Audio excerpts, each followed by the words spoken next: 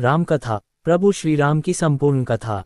प्रभु श्री राम पर कालांतर में कई रामायण लिखी गई है, जिसमें वाल्मीकि रामायण, रामचरितमानस, कंबन रामायण, हनुमद रामायण, आनंद रामायण, मूल रामायण, एक श्लोकी रामायण सहित और भी कई रामायण प्रचलित हैं। पेश है प्रभु श्री राम संपूर्ण कहानी संक्षिप्त रूप में। 1. त्रेता युग में अयोध्या के सूर्यवंशी राजा दशरथ की 3 रानियों कौशल्या, सुमित्रा और कैकेयी से 4 पुत्रों का जन्म हुआ, जिसमें श्री राम माता कौशल्या के पुत्र, लक्ष्मण और शत्रुघ्न माता सुमित्रा के और भरत माता कैकेयी के पुत्र थे। 2. चारों पुत्रों की शिक्षा पूर्ण होने पर महर्षि विश्वामित्र राजा दशरथ के महल आकर राम और लक्ष्मण को अपने यज्ञ की असुरों से रक्षा करने के लिए जंगल के आश्रम में ले जाते हैं। विश्वामित्र के आश्रम में श्री राम ताड़का का वध करके आश्रम की रक्षा करते हैं। 3. ताड़का वध के बाद महर्षि विश्वामित्र श्री राम और लक्ष्मण के साथ जनकपुरी की ओर रवाना होते हैं। रास्ते में वे ऋषि गौतम के आश्रम से गुजरते हैं। वहां श्री राम अपने पैरों से स्पर्श करके पाषाण में परिवर्तित हो चुकी अहिल्या को शाप मुक्त करते हैं। 4. इसके बाद विश्वामित्र श्री राम एवं लक्ष्मण को जनकपुर में सीता स्वयंवर में ले जाते हैं। वहां भगवान श्री राम शिवजी का पिनाक धनुष तोड़ देते हैं। 5. इसके बाद दशरथ जी के 4 पुत्रों का विवाह राजा जनक व उनके छोटे भाई कुशध्वज की पुत्रियों से होता है। श्री राम का विवाह सीता से, लक्ष्मण जी का विवाह उर्मिला से, मांडवी का विवाह भरत से और शत्रुघ्न का विवाह श्रुतकीर्ति से होता है। 6. देवासुर संग्राम में दशरथ का रानी कैकेयी ने साथ दिया था। दशरथ 2 वरदान मांगने का वचन देते हैं।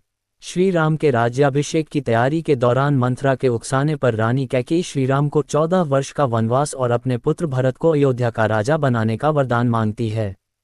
7. प्रभु श्री राम अपने पिता दशरथ के वचन को निभाने के लिए अपनी पत्नी सीता और भाई लक्ष्मण के साथ सन्यासियों का वेश धारण करके नियमों के तहत 14 वर्ष के लिए जंगल में चले जाते हैं।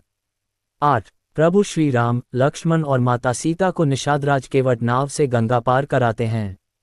श्री राम पारितोषिक देना चाहते हैं तो केवट कहता है कि जिस तरह मैंने तुम्हें गंगा पार कराया, उसी तरह आप भी मुझे और मेरे परिवार को इस भवसागर से पार करा देना। 9. दंडकवन में रावण की बहन शूर्पणखा सुंदर अप्सरा नयनतारा का रूप धरकर कुटिया के बाहर बैठे श्री राम से विवाह करने का कहती है। श्री राम के इनकार करने पर वह लक्ष्मण से जिद करती है। फिर वह माता सीता को मारने दौड़ती है। ये देखकर लक्ष्मण जी उसकी नाक काट देते हैं। 10. अपनी कटी हुई नाक को लेकर शूर्पणखा अपने भाई और दंडक वन के असुर राजा खर और दूषण के पास पहुंचती हैं। बाद में श्री राम का खर और दूषण से युद्ध होता है, जिसमें दोनों का श्री राम वध कर देते हैं। 11. खर दूषण के वध का समाचार लेकर शूर्पणखा अपने भाई लंकापति रावण के पास पहुंचकर उन्हें भड़काती है और सीता की सुंदरता की तारीफ करती है। इसी के साथ वह कहती है कि आप वनवासी राम की सुंदर पत्नी का हरण करके ले आइए। 12. इसके बाद रावण अपने मामा मारीच को हिरण बनाकर अपहरण की योजना बनाता है। सीता उस सुंदर स्वर्ण हिरण को देकर उसे लाने के लिए श्री राम से जिद करती हैं। राम जी उस हिरण को लाने के लिए वन में चले जाते हैं। जब हिरण का भेद खुल जाता है तो राम उसका वध कर देते हैं। 13. बहुत देर तक श्री राम नहीं लौटते हैं तो सीता किसी अनहोनी की आशंका से लक्ष्मण को वन में श्री राम की सहायता करने के लिए भेजती है। लक्ष्मण जी एक लक्ष्मण रेखा खींचकर वन में श्री राम को ढूंढने चले जाते हैं।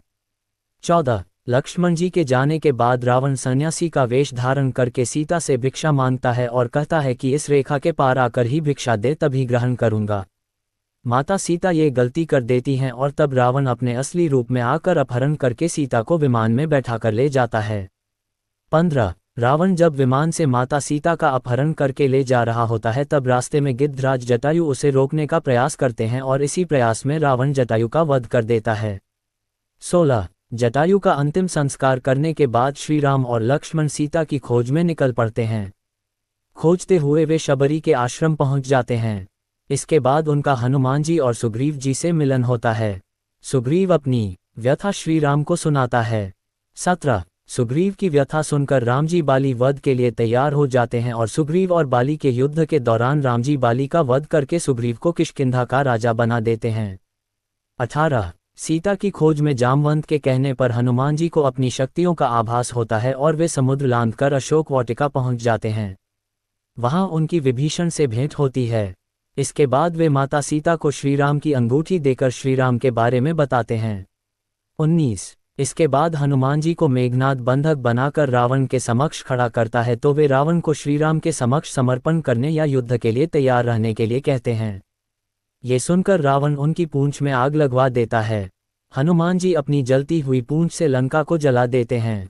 20 लंका दहन के बाद हनुमान जी विभीषण की मुलाकात श्रीराम से कराते हैं और तब नल और नील की योजना से समुद्र पर सेतु का निर्माण किया जाने लगता है।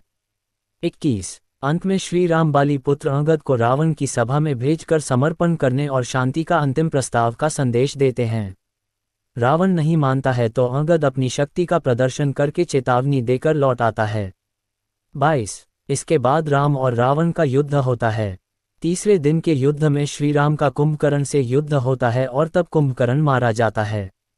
कुंभकर्ण और रावण के पुत्रों के मारे जाने के बाद लक्ष्मण मेघनाद का युद्ध होता है। तब मेघनाद राम लक्ष्मण को नागपाश में बांध देता है। फिर गरुड़ जी की सहायता से राम लक्ष्मण को नागपाश से मुक्त कराया जाता है। 23 इसके बाद मेघनाद के प्रहार से लक्ष्मण जी मूर्छित हो जाते हैं। तब हनुमान जी वैद्यराज सुषेण के कहने पर संजीवनी जड़ी बूटी का पहाड़ ले आते हैं। संजीवनी बूटी से लक्ष्मण जी को जब होश आ जाता है तब फिर से उनका मेघनाद के साथ युद्ध होता है और अंत में वे मेघनाद का वध कर देते हैं। 24 इसके बाद राम और रावण का भयंकर युद्ध होता है।